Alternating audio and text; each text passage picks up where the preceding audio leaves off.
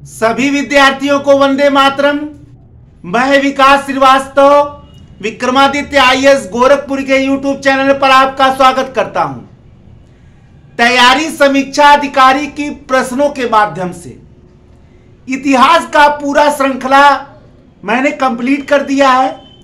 आज हम लोग इकोनॉमिक्स, इंडियन इकोनॉमी यानी भारतीय अर्थव्यवस्था या अर्थशास्त्र शुरू करने वाले और समीक्षा अधिकारी की जो तैयारी है प्रश्नों के माध्यम से, इस श्रृंखला के तहत मैंने आपको बताया है कि मैं प्रश्नों की जो व्याख्या करूंगा विश्लेषण परक, वास्तव में वो बहुत सारे प्रश्नों को हल करने में आपका सहयोग करेगा।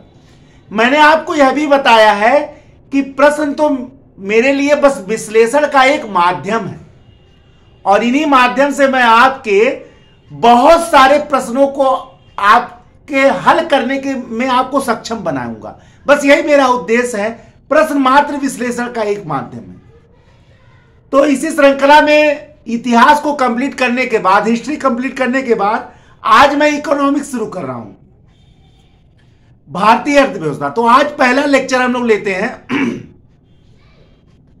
पहला लेक्चर के तहत आइए हम लोग शुरू करते हैं। आज का जो इकोनॉमिक्स में जो पहला प्रश्न है वह है भारतीय अर्थव्यवस्था किस प्रकार की है। टाइप ऑफ इंडियन इकोनॉमी, भारतीय अर्थव्यवस्था किस प्रकार की है। तो नंबर ए मिश्रित, नंबर ए मिश्रित, नंबर बी पूंजीवादी, नंबर सी समाजवादी और नंबर डी ग्रामीण।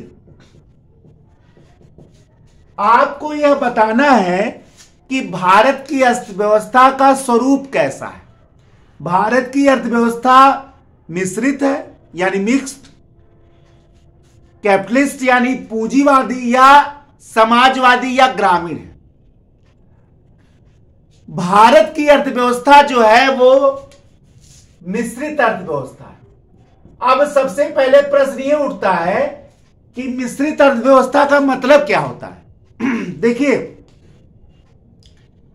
जब भारत आजाद हुआ तो हमारे नीति नियंताओं के समक्ष दुनिया के दो इकोनॉमी का एग्जाम्पल था। पहला अमेरिका, दूसरा रूस।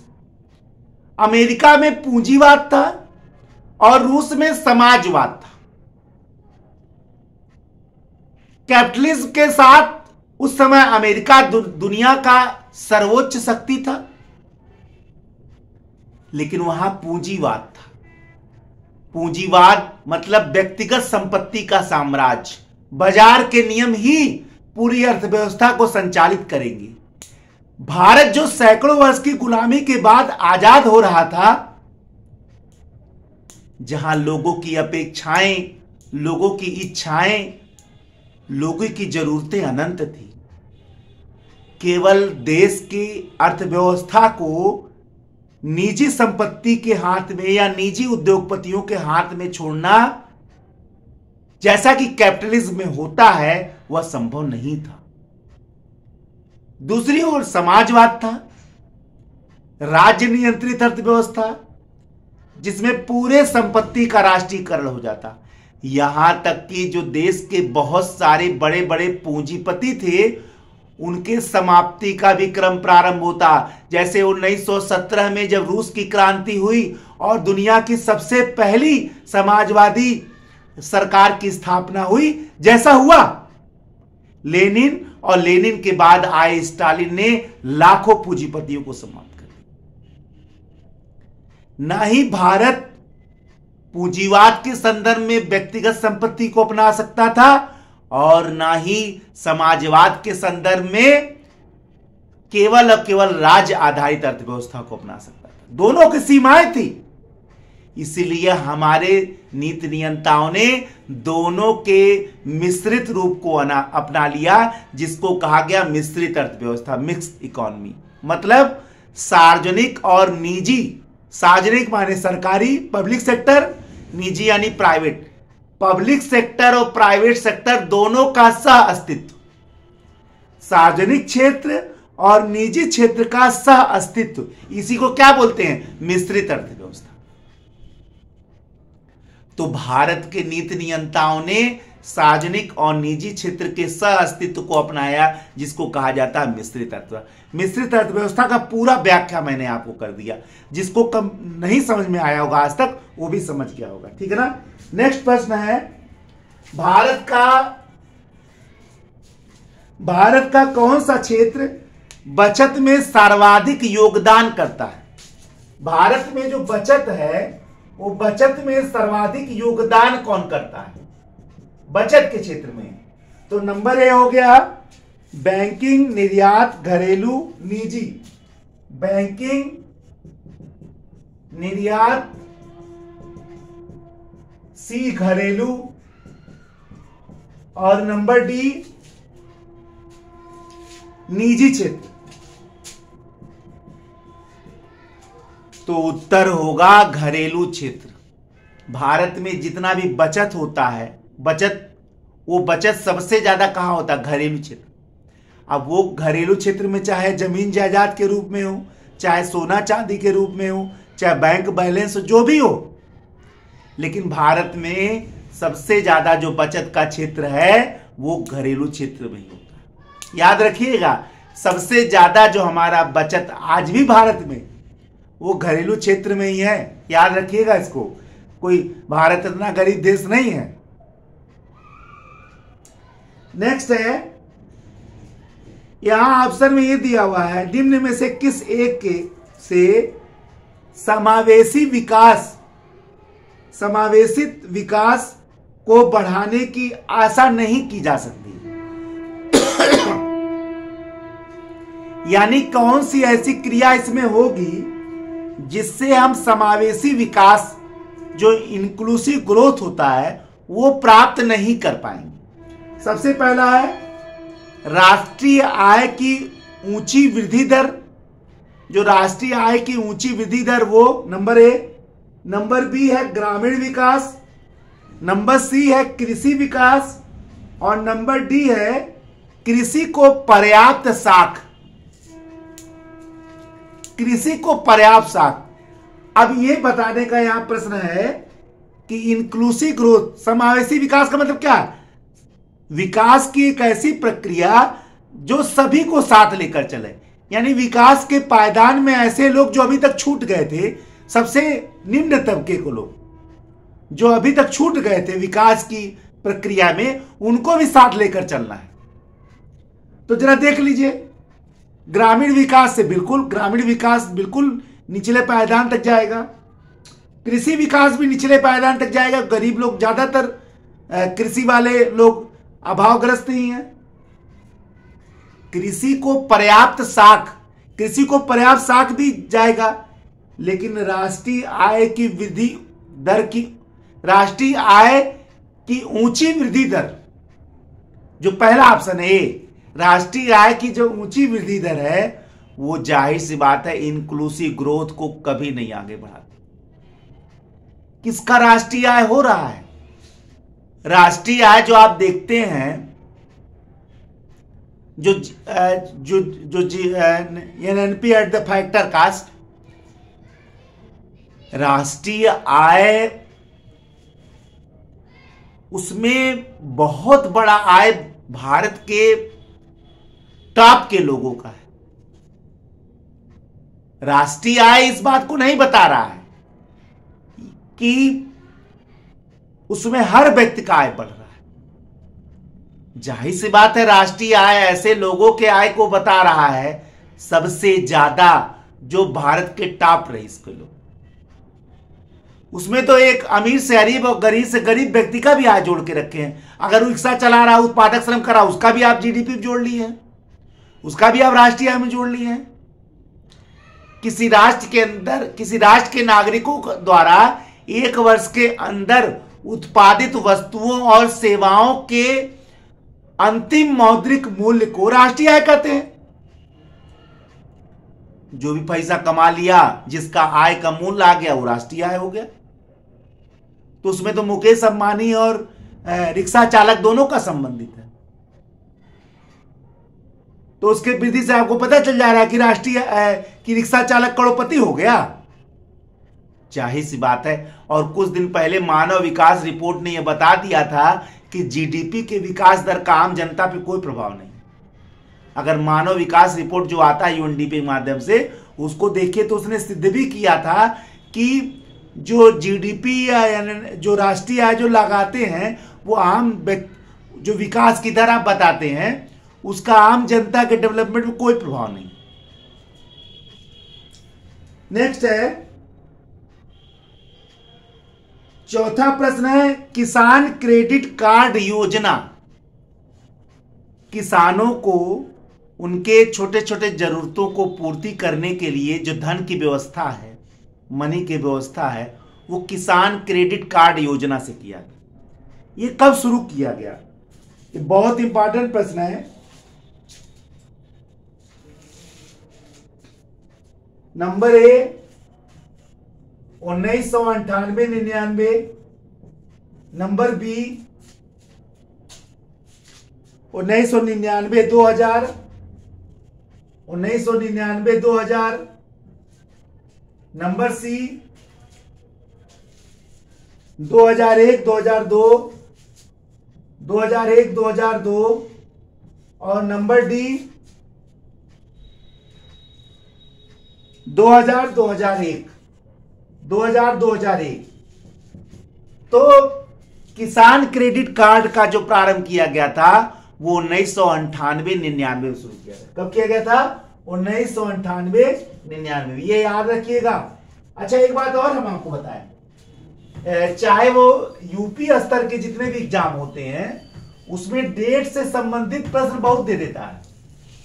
इसलिए आप लोग याद रखिएगा कि डेट से संबंधित थोड़ी सा प्रश्नों को आप तैयार भी रखिएगा, ठीक है ना?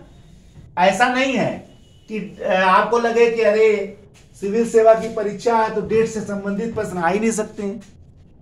तो डेट से संबंधित प्रश्नों को तैयार रखिएगा, ऐसा नहीं है। आप देखिएगा 4, 5 प्रश्न, 6 प्रश्न डेट से संबंधित आ जाते हैं।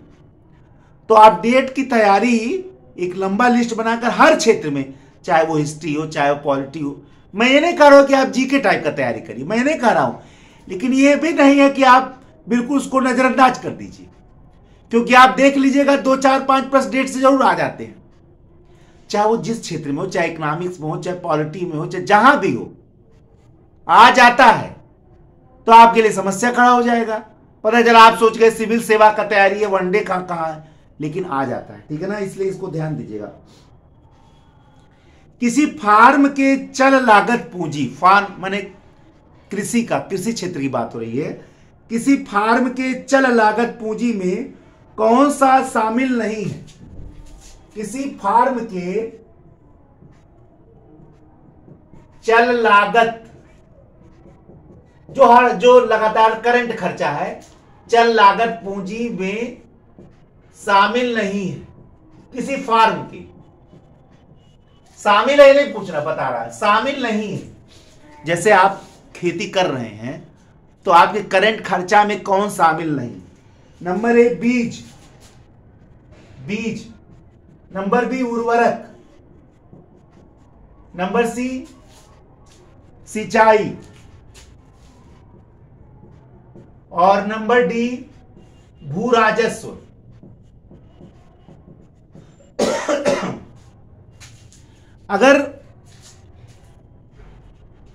अगर देखा जाए एलिमिनेशन मेथड से तो ये प्रश्न अपने आप सही हो जाएगा। जैसे बीज हर साल का खर्चा है, जाहिर सी बात है आपके चल लागत में है। उर्वरक भी है, सिंचाई की हर जो, तो भू राजस्व क्या है? ये तो सरकार का लगान है। भू राजस्व आपका, आप किसी किसान का, वो तो किसान दे रहा है सरकार को, तो लगान है। इसी भू राजस्व में तो पूरा राजतंत्र निर्भर था, वो किसान का आय कहां था? इसी लगान पे तो बड़े बड़े महल बने हुए हैं, बड़े बड़े लाल किले बने हुए हैं, बड़े बड़े ताजमहल बने हुए, इसी लगान से तो बना है।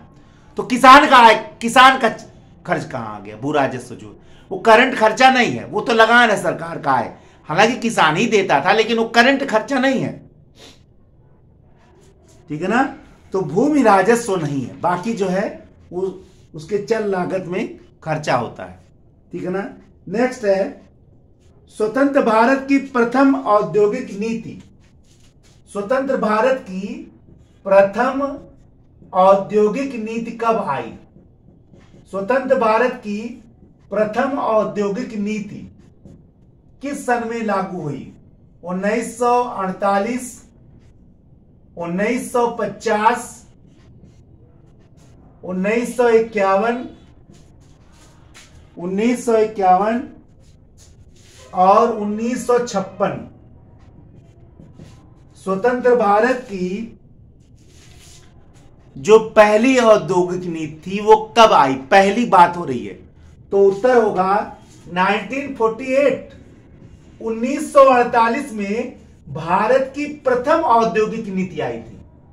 भारत की प्रथम औद्योगिक नीति आई थी, और ये प्रथम औद्योगिक नीति ऐसी नीति थी जिसने भारत में पहली बार एक तो मिश्रित अर्थव्यवस्था की नींव डाली थी, और पहली बार नियंत्रित कंट्रोल्ड इकोनॉमी का, नियंत्रित अर्थव्यवस्था की नींव डाला था। और इस प्रथम औद्योगिक नीति को जारी करने वाले थे भारत के पहले उद्योग मंत्री श्यामा प्रसाद मुखर्जी।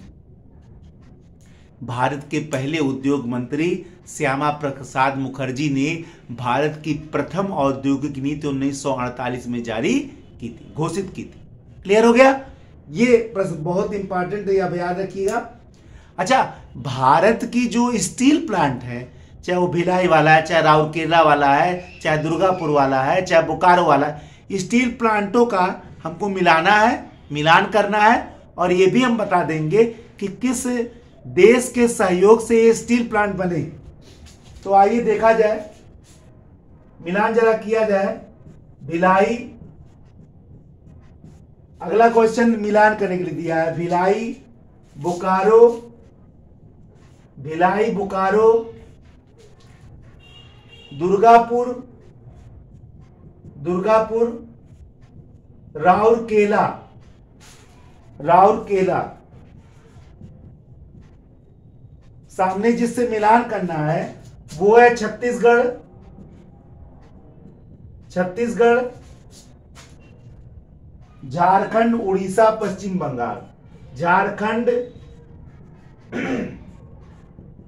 उड़ीसा, पश्चिम बंगाल। तो भिलाई वाला छत्तीसगढ़ में, भिलाई स्टील प्लांट छत्तीसगढ़ में है, बोकारो स्टील प्लांट झारखंड में है, दुर्गापुर पश्चिम बंगाल में है, और राउरकेला उड़ीसा में है। भिलाई जो प्लांट था, स्टील प्लांट, वो रूस के सहयोग से बना है। बोकारो का स्टील प्लांट वो भी रसिया, उस समय पूर्व सोवियत संघ था, सोवियत संघ था, आज रूस है, तो सोवियत संघ के बना। दुर्गापुर वाला जो है वो ब्रिटेन के सहयोग से बना, और राउरकेला जो उड़ीसा वाला है वो जर्मनी के सहयोग से बना। ठीक है? तो ये याद जरूर कर लीजिएगा, क्योंकि जहां आप छोड़ते हैं वही प्रश्न बनता है। इसीलिए किसी भी प्रश्न को समग्रता के साथ पढ़िए। समग्रता के साथ पढ़ना बहुत जरूरी है। प्रश्न का दायां बायां भी जानकर चलती, केवल रटना नहीं है। मैंने अपने पढ़ाई मैंने बार बार आपको बताया है, रटना कहीं नहीं, समझ के चलना है। ठीक है ना? अगला प्रश्न है परिवहन, संचार और वाणिज्य। परिवहन, संचार और वाणिज्य किसके अंतर्गत आते हैं? परिवहन, संचार और वाणिज्य, परिवहन, संचार और वाणिज्य किसके अंतर्गत आते हैं?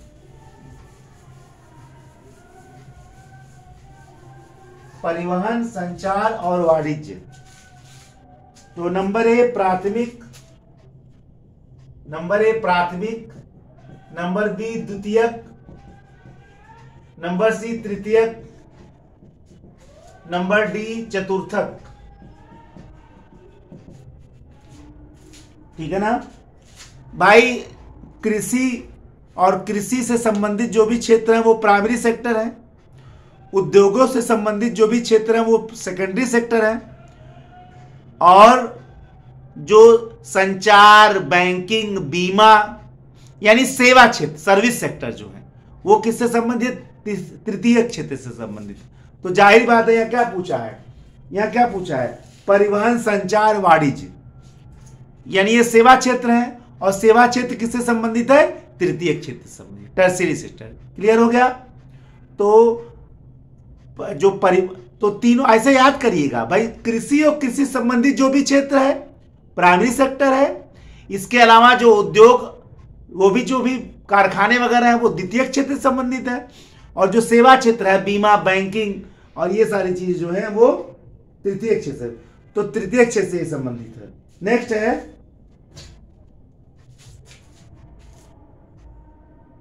अगला है कि किस क्षेत्र का जीडीपी में सर्वाधिक योगदान है।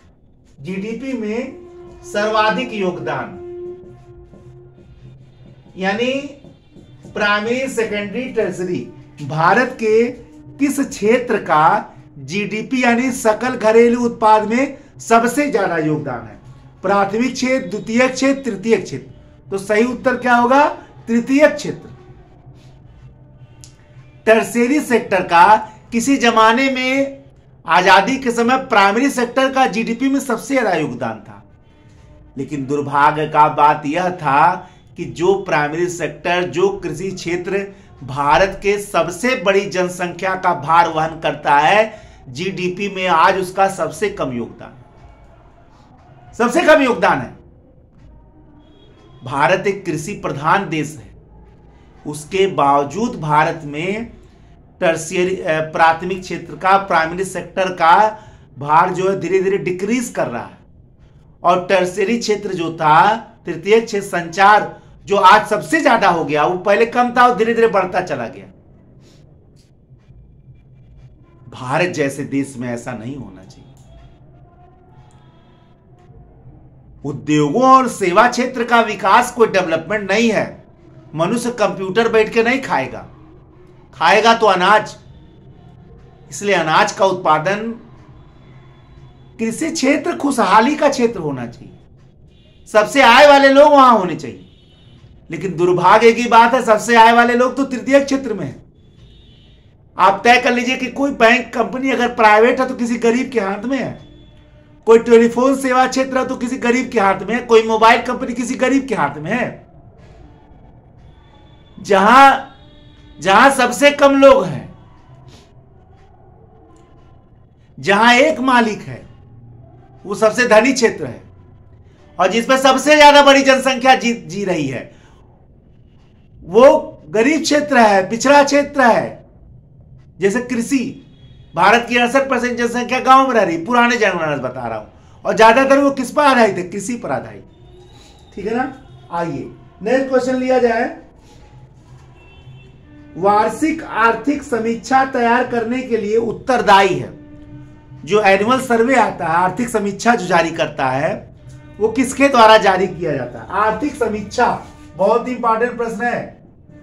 आर्थिक समीक्षा जारी करने का जो दायित्व है वो किसका है। Number A RBI, number B वित्त मंत्रालय, नंबर सी भारत सरकार,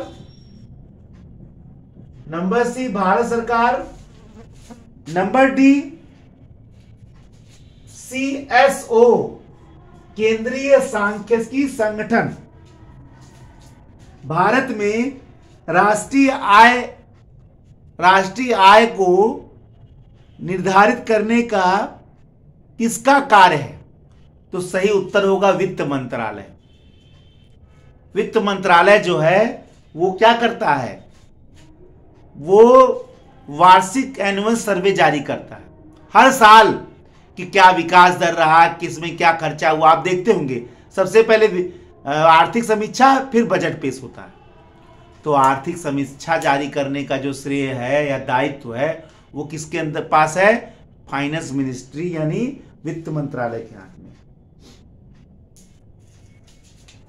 नेक्स्ट क्वेश्चन है भारत में आमदनी पर कर की शुरुआत किसने की थी? आमदनी पर कर की शुरुआत करने का श्रेय जो है किसको जाता है? William Jones, number B Charles Wood, number C James Wilson, और नंबर डी मैकेंजी। भारत में आमदनी, अब इसको अगर सही भाषा बोला जाए तो आयकर यानी इनकम टैक्स, ठीक है। अब आमदनी शब्द ऐसा दे दिया कि जो लोग नहीं समझ पाएंगे उनके लिए थोड़ी सी कठिनाई हो जाएगा। तो भारत में आयकर शुरुआत करने का श्रेय किसको जाता है? तो सही उत्तर है जेम्स विल्सन ने 1860 में पहली बार इनकम टैक्स लगाने का सिफारिश किया और लगाया भी। तो भारत में आयकर का जनक भी इसी को कहा जाता है, जेम्स विल्सन को। 1860 में अंग्रेजों के जमाने में जेम्स विल्सन को आयकर का जनक भी कहा जाता है, ठीक है ना, याद रखिएगा। James Wilson 1860। जीएसटी किस तरह का कर है? GST goods and service tax, ठीक है ना। नंबर ए प्रत्यक्ष कर, नंबर बी अप्रत्यक्ष कर, नंबर सी प्रतिगामी कर, नंबर बी अधोगामी कर। प्रत्यक्ष कर, अप्रत्यक्ष कर, प्रतिगामी कर, अधोगामी कर। गुड्स एंड सर्विस टैक्स किस प्रकार का कर है? वस्तु एवं सेवा कर, बताइए। GST is the indirect tax. क्या है? इनडायरेक्ट टैक्स, अप्रत्यक्ष कर है। ये याद जरूर रखिएगा, बहुत इंपॉर्टेंट प्रश्न है।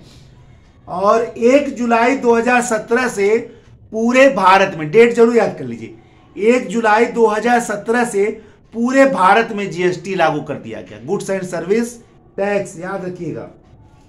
भारत में योजना आयोग का गठन किस प्रकार से किया गया था? Planning commission. अब देखिए, प्लानिंग कमीशन तो खत्म कर दिया गया है, लेकिन हमको नीति आयोग थोड़ी सा व्याख्यायित करना है, डिस्क्राइब करना है, इसलिए मैंने इस प्रश्न को लिया। जरा इसको देखिए।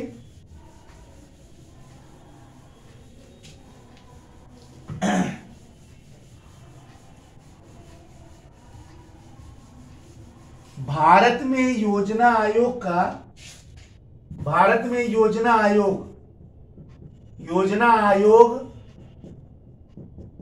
का गठन कैसे किया गया? तो नंबर ए संविधान के द्वारा, संसदीय अधिनियम द्वारा, मंत्रिपरिषद के प्रस्ताव द्वारा या संकल्प द्वारा, नंबर डी इनमें से कोई नहीं। तो योजना आयोग का गठन 15 मार्च 1950 को किया गया था, मंत्रिपरिषद के एक संकल्प द्वारा, मंत्रिपरिषद के इच्छा द्वारा, मंत्रिपरिषद के एक प्रस्ताव द्वारा। किसका गठन किया गया था? योजना आयोग का। कोई कानून नहीं बनाया गया था, संसद का कोई अधिनियम नहीं जारी किया गया था, संविधान में कोई अनुच्छेद नहीं व्याख्यायित था। अब योजना आयोग का अध्यक्ष प्राइम मिनिस्टर होता था। 1 जनवरी 2015 को मोदी जी ने उसको खत्म करके एक नया कमीशन बना दिया, national institution for transforming India, NITI Aayog, Bharat परिवर्तन संस्थान, NITI। अब नीति आयोग के भी अध्यक्ष प्रधानमंत्री होते हैं। उसका गठन कैसे हुआ? उसका भी मंत्रिपरिषद के प्रस्ताव से, जो वहां है वो यहां है। उसका भी अध्यक्ष प्रधानमंत्री, इसका भी अध्यक्ष प्रधानमंत्री। वो भी एक गैर संवैधानिक संस्था, ये भी एक गैर संवैधानिक संस्था, वो भी एक सलाहकारी संस्था, ये भी एक सलाहकारी संस्था।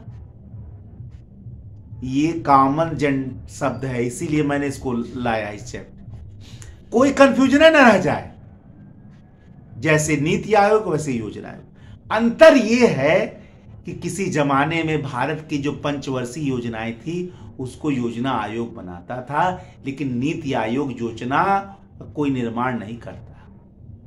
एक जमाना था जब भारत के सभी राज्य अपने योजनागत विकास के लिए जो अंश चाहिए था, जो पैसा चाहिए था, वो इसी योजना आयोग के पास लेने आते थे। एक समय तो ऐसा आया कि योजना आयोग एक सुपर कैबिनेट, सर्वोच्च मंत्रिमंडल के समान दिखने लगी। पैसा लेने के लिए प्रधानमंत्री के पास नहीं, योजना आयोग के पास लोग पहुंचते थे योजनागत विकास के लिए, क्योंकि योजनागत विकास के लिए अनुदान यही देता था। वित्त आयोग तो गैर योजनागत विकास के लिए देता था, लेकिन जो योजना आयोग था वो योजनागत विकास के लिए अनुदान देता था। तो सभी लोग को अपना डेवलपमेंट अगर अपने स्टेट में कराना है, सब पहुंच गए पैसा लेने, ठीक है ना। तो योजना आयोग एक पावरफुल संस्था था। अब नीति आयोग को पावर दिख नहीं रहा, हालांकि उसके अध्यक्ष प्राइम मिनिस्टर ही हैं। बहुत काम भी उसका स्पष्ट नहीं है, कब होता रहा पर क्या। भारत में संस्थाएं जो हैं वो संवैधानिक प्रारूपवाद का शिकार है। संवैधानिक प्रारूपवाद माने होना क्या चाहिए, हो क्या रहा, ये दोनों का अंतर है। जैसे संविधान का अंतर है वैसे इसका भी अंतर है, ठीक है ना। नाबार्ड, राष्ट्रीय कृषि और ग्रामीण विकास बैंक का मुख्यालय कहां? नाबार्ड का मुख्यालय कहां? नाबार्ड का मुख्यालय कहां है? तो number A Mumbai, number B Delhi, number C Chennai और नंबर डी जयपुर। तो नाबार्ड का मुख्यालय कहां है भैया? मुंबई में है। ये वही नाबार्ड है जिसकी स्थापना 1982 में किया गया था। ये वही नाबार्ड है जिसकी स्थापना छठी पंचवर्षीय योजना में किया गया था। ये वही नाबार्ड है जो ग्रामीण वित्तीय संस्थान की सबसे शीर्ष संस्था है। ग्रामीण वित्त का सबसे शीर्ष संस्थान जो है वो नाबार्ड ही है। भारत में ग्रामीण वित्तीय संस्थान के रूप में ग्रामीण विकास के लिए एक बहुत बड़ी संस्था के रूप में इसकी स्थापना की गई है। कृषि शाख का भी शीर्ष संस्था है। कृषि शाख का भी ये एक शीर्ष संस्था है। भारतीय लघु उद्योग विकास bank SIDBI, small industries development bank of India, SIDBI का मुख्यालय कहां है? सिडबी का मुख्यालय number A Ghaziabad, number B Lucknow, number C Jaipur और नंबर डी दिल्ली। तो सही उत्तर होगा लखनऊ। सिडबी जिसकी स्थापना 1990 में की गई थी, सूक्ष्म लघु और जो मध्यम प्रकार के उद्योग हैं, ठीक है ना, एमएसएमई जो आप बोलते हैं, सूक्ष्म लघु और मध्यम प्रकार के जो उद्योग हैं, इनको लोनिंग करने का सबसे बड़ा जो संस्थान है ऋण देने का या अनुदान ऋण देने का, वो कौन है? वो यही है, क्या कहते हैं, सिडबी, लघु उद्योग विकास बैंक, ठीक है ना। देखिए मैंने अब क्या दे देगा, सिडबी की स्थापना कब हुई थी? मुख्यालय पूछ रहा है, स्थापना कब हुई थी? या एमएसएमई को लोन देने वाले सबसे शीर्ष संस्था कौन है? अब यहां से 4-5 प्रश्न हो गए एक साथ, इसीलिए इन प्रश्नों को मैं ले भी रहा हूं। भारत में महंगाई भत्ते जो डियरनेस अलाउंस है, जो सरकारी कर्मचारियों का डियरनेस अलाउंस दिया जाता है ना, महंगाई भत्ता, उसका निर्धारण कैसे होता है? ठीक है ना। नंबर ए राष्ट्रीय आय के माध्यम से, राष्ट्रीय आय, नंबर बी प्रति व्यक्ति आय, नंबर सी उपभोक्ता कीमत सूचकांक उपभोक्ता कीमत सूचकांक, याद रखिएगा ये सब प्रश्न बहुत आते हैं। और नंबर डी जीवन स्तर।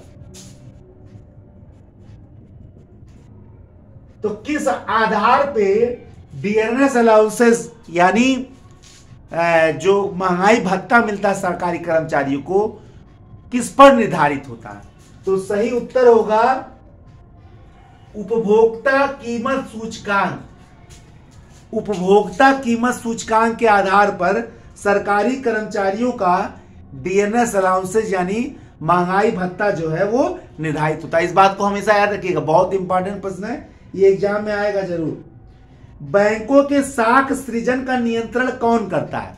बैंकों के साख जो क्रेडिट है, उनके पास पैसा आना, पैसा कम होना, जमा, ये सब निर्धारण करने का काम कौन करता है? नंबर ए वित्त मंत्रालय। बैंकों के साख सृजन वित्त मंत्रालय। Number B RBI. Number C Bharat सरकार। और नंबर डी एसबीआई। वित्त मंत्रालय, आरबीआई, भारत सरकार और सिडबी, सॉरी एसबीआई। तो सही उत्तर क्या हो गया? RBI, reserve bank of India, भारतीय रिजर्व बैंक। भारतीय रिजर्व बैंक ही बैंक दर है, रेपो दर है, रिवर्स रेपो दर है, कैश रिजर्व रेशियो है, सीआरआर, ये सब का निर्धारण कौन करता है? आरबीआई ही करता है। और इन सारे अस्त्रों का प्रयोग करके, चाहे वो बैंक दर हो, चाहे रेपो दर हो, चाहे कैश रिजर्व रेशियो हो, चाहे एसएलआर हो, इन सारी चीजों को वो लागू करके क्या करता है? उनके साख को कम या अधिक करता है। तो साख नियंत्रण का काम किसको दे दिया गया है? आरबीआई को दिया गया, रिजर्व बैंक ऑफ इंडिया को दे दिया गया। याद रखिएगा, मुद्रा एवं वित्तीय मामलों में सलाहकार अभिकर्ता का काम कौन करता है?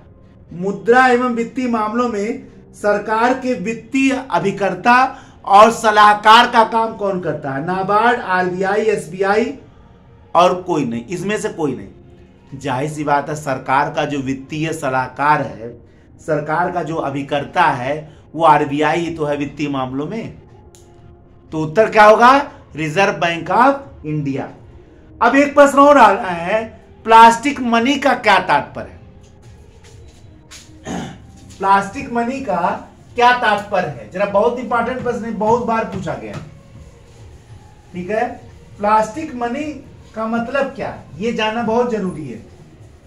इससे बहुत सारे प्रश्न आते हैं, बच्चे वहां थोड़ी सा गलती कर जाते हैं। प्लास्टिक मनी से क्या तात्पर्य? तो नंबर एक कागजी मुद्रा।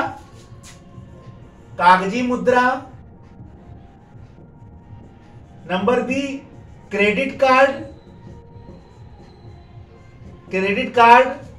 Number C debenture.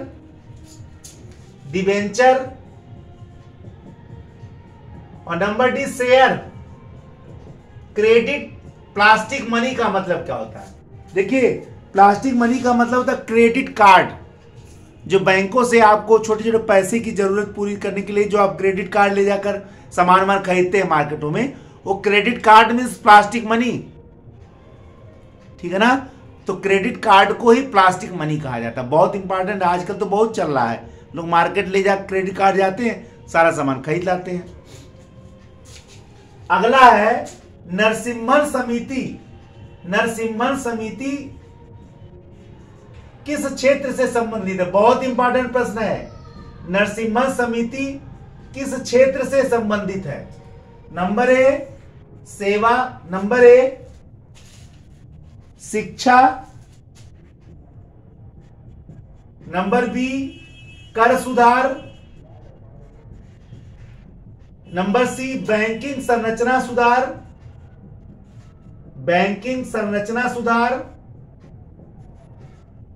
Number C banking संरचना सुधार, और नंबर डी वित्त क्षेत्र। नरसिम्हन समिति जो है वो बैंकिंग संरचना सुधार से संबंधित है। 1990 में 1991 में इसका जो गठन है वो डॉक्टर मनमोहन सिंह ने ही किया था। और वास्तव में बैंकिंग ढांचे के सुधार करने के लिए जो एक सबसे महत्वपूर्ण समिति के रूप में ये नरसिंहा समिति को स्थापित किया गया था।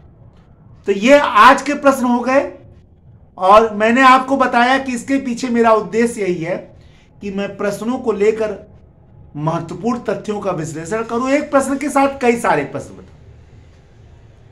एक नए लेक्चर के साथ मैं आपके समक्ष पुनः उपस्थित होऊंगा। तब तक के लिए जय हिंद, जय भारत, वंदे मातरम।